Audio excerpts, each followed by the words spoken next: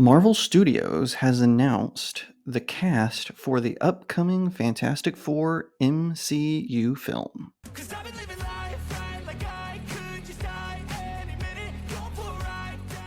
Hi everyone, my name is Jacob Berry. I of course am the host of the StudioJake vidcast. Be sure to like, share, and subscribe because this is your source for all things pop culture. All right, yes, it's officially true. We now have a cast for the Fantastic Four, the MCU film. It was originally supposed to be helmed by John Watts, who directed the Disney Spider-Man trilogy. So Spider-Man Homecoming, Spider-Man Far From Home, and Spider-Man No Way Home. He directed all three of those. He parted ways with Disney in 2022. And so Matt Shackman has taken over the film. He is the director of many television show episodes and one film. That kind of gives me pause, but on the other hand, I like the Tom Holland Spider-Man trilogy, which was directed by John Watts, and at that point, he had only done one successful movie, so I'll give it the benefit of the doubt.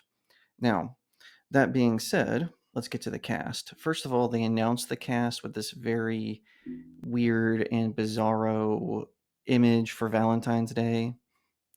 Yeah, that was weird. We'll go directly to the source, marvel.com. It says, Happy Valentine's Day from Marvel's first family, Reed Richards, Sue Storm, Johnny Storm, and Ben Grimm.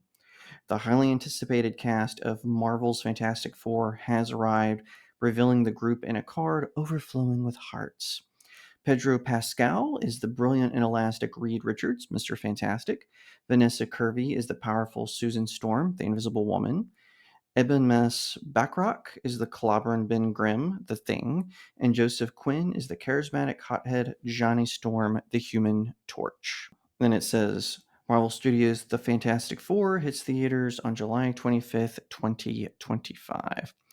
Okay, so studios have had incredibly bad luck when it comes to um, when it comes to the Fantastic Four.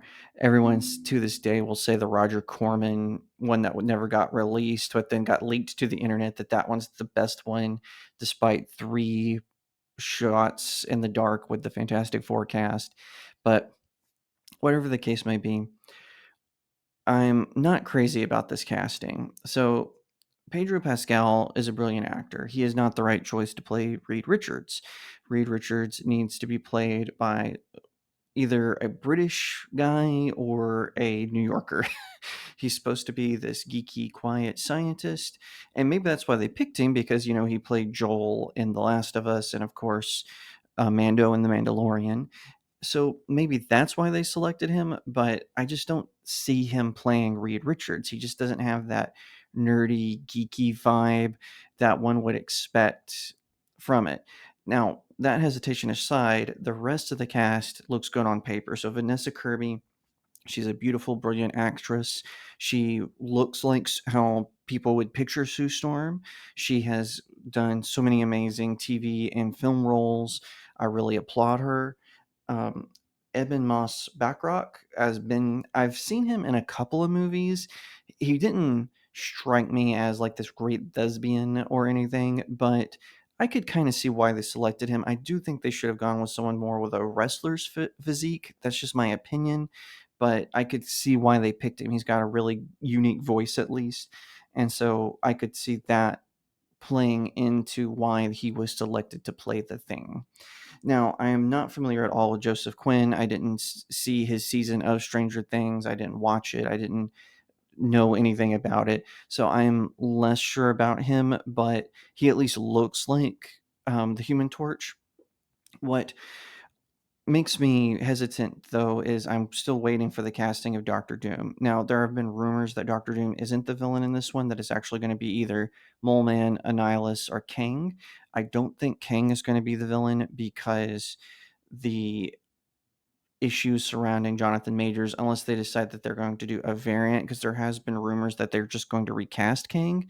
I hope they don't do that because with Ant-Man and the Wasp, Quantumania, that villain was a total letdown. Same with Loki. He was a total letdown. It was just sort of a mess and it didn't really work out. So if I was them, I would abandon him and I would actually abandon the whole multiverse saga altogether. Like maybe if you want to throw it in Avengers Secret Wars, fine. I would focus more on street level stuff. So I would do more like, I know Captain America, the new Captain America 4 movie, which is just about Falcon, is coming out. So, do something like that with the Fantastic Four. What they really need to do is there's this really excellent comic book that came out in the early 2010s called Fantastic Four Season 1, and it was a part of a series where Marvel was kind of doing a soft reboot of all their main characters. So they had a Thor season 1, they had the Avengers season 1, they had Spider-Man season 1, which is one of my favorite Spider-Man origins. Daredevil season 1, the list goes on and on. What they need to do is to take from that, because it was a really excellent retelling of their origin. It hit all the right points. Now, some of the origin is borrowed in the Fantastic Four that came out where Chris Evans played the Human Torch. So perhaps they don't want to do that because some of the beats would be similar, but you could change those beats. You could eliminate the sky beam and all that stuff. It would be really interesting. Now, I'm kind of alluded to this. The casting of Doctor Doom has been abysmal in Marvel. Now, I've not seen the Roger Corman one, but the guy they selected, the Nip Tuck guy from FX, was completely a stupid choice to play Doctor Doom.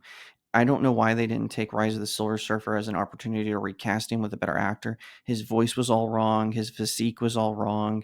His manner was all wrong. Doctor Doom is supposed to be basically the Ra's al Ghul of the Marvel Universe. He's supposed to be, this foreign dignitary that the Avengers and the Fantastic Four and even the X-Men, they've all gone up against him. They can't lock him up because he's got diplomatic immunity as Doctor Doom, because he runs his own country. I believe it's called Latveria. Now, the Ultimate Comics, they tried to make him more of a demonic figure, which was stupid. I hate like 98% of the Ultimate Universe. I like the Ultimate Captain America standalone miniseries and the Ultimate Iron Man by Orson Scott Card. Everything else about the Ultimate Universe is garbage. But anyway, I digress. They need to pick someone who is really large to play Doctor Doom, because he's supposed to be physically imposing. And that was the problem with the Josh Trank film, was they picked some teeny bopper actor, or a guy who looked like a teeny bopper, to play Doctor Doom, and then they made his powers very vague. His powers are very simple. He has magical abilities from his gypsy mother, and then he uses that knowledge of magic, of Latverian folk magic, to influence his technology as power source, as resources. That's why the people of Latveria put up with him, is because he uses this knowledge to try to basically give them a bunch of amenities. It's kind of like communism, basically. So they need to get someone who's very physically imposing, almost like John Cena or Dwayne Johnson, right? Very large, very broad shouldered, very barrel chested. And then they need to get someone who has a good, distinct voice, like a James Earl Jones or a Jeremy Irons, to voice him. Not, I mean, maybe if you can find someone who can do both a deeper, darker voice and the body being physically imposing, I can see that.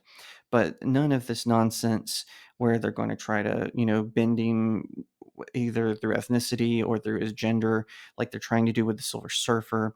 It's absolutely dumb. For one thing, if that's true, they're going to gender bend the Silver Surfer. That's so stupid to me, because for one thing, Galactus already has um, female heralds. So, for those of you who don't know, Galactus, he's this giant embodiment of negative energy in the universe. He's got a physical form, and he travels from galaxy to galaxy where he absorbs planets and converts them into negative energy, and that's how he sustains himself. He's basically a force of nature. But now, to prepare the planet, he always sends these heralds to do it. And Silver Surfer, of course, being his most popular one, but he has ones that are female.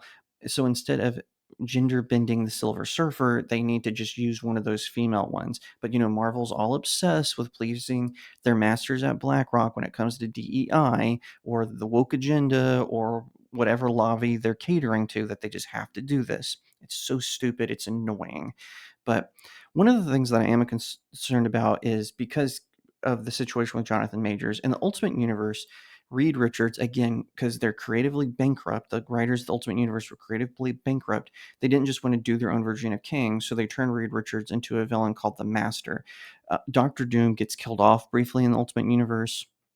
Reed Richards gets scarred, and so he starts wearing a mask similar to Doctor Doom, and he becomes the Master, although he's more in line with Kang. And it's kind of funny. There's actually a comic where the king has all of the king council come to him in like this pocket dimension, and the master appears, and the king and Kang kicks him out. It's like, you're not one of us, get out.